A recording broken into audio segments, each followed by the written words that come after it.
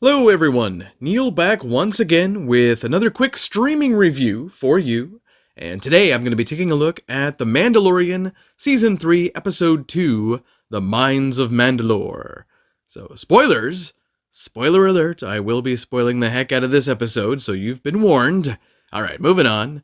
This episode is directed by Rachel Morrison, and very cool episode, I must say, very action-packed.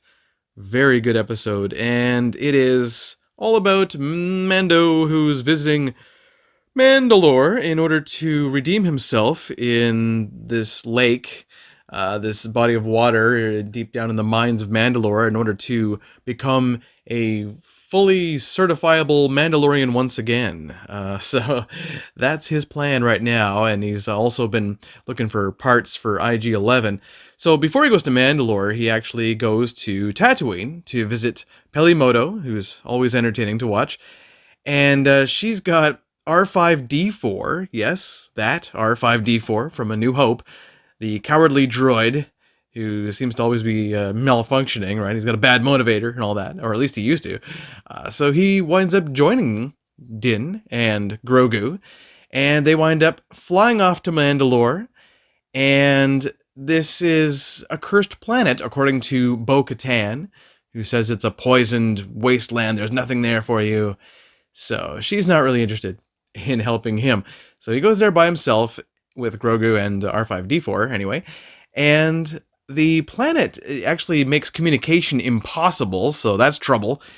And Din is attacked pretty much right away, but he's able to fend off these alien savages that try to kill him. And then he's later trapped by this scary droid, this big yellow bizarre-looking spider-like droid that has an organic eye. That's the creepiest part. It's got this like alien eye. You're like, ooh, it's so freaky.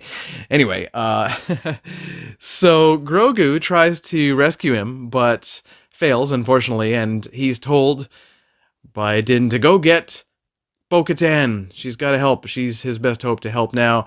So he does that. He gets attacked, but he fends off his attackers, and Grogu gets into the ship with R5-D4, and she winds up coming to save Din Djarin, taking out the creepy droid creature. And Din then says, yeah, I'm still going for this. I'm still going further into the depths of the Mandalore mines, and he goes into this water, and the water is supposed to redeem himself, but he seems to fall in and then just sink to the bottom. You know, it seems kind of strange. It's like, what is it? Is this supposed to happen? I don't know. But Bo-Katan immediately goes after him and pulls him up to the surface, and she gasps at the sight of the mythosaur that she encounters on the way to the surface. This giant beast whose skull is actually a symbol of Mandalorian pride. We've seen it on Boba Fett, and we've seen tattoos of it out there too. So that was really cool, this giant creature underwater. And so they do make it to the surface, but the episode pretty much ends right after that.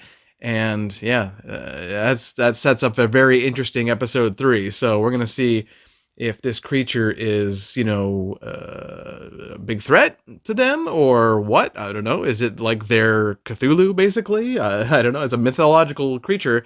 I mean, they even call it the mythosaur, for God's sake. It's a mythological dinosaur that lives underwater, I guess, or something. But really, really cool, and I love the visual effects here. So yeah, this episode, 10 out of 10. That's right. I'm giving it a perfect score. It had everything.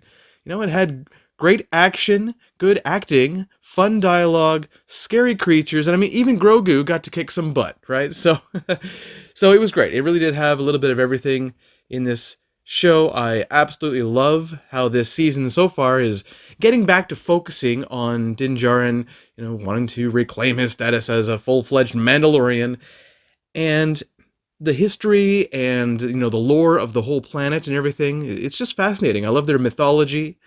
And I absolutely adore Katie Sackhoff as Bo-Katan, the former leader, would-be leader, doesn't really want to lead anymore, doesn't seem to care anymore.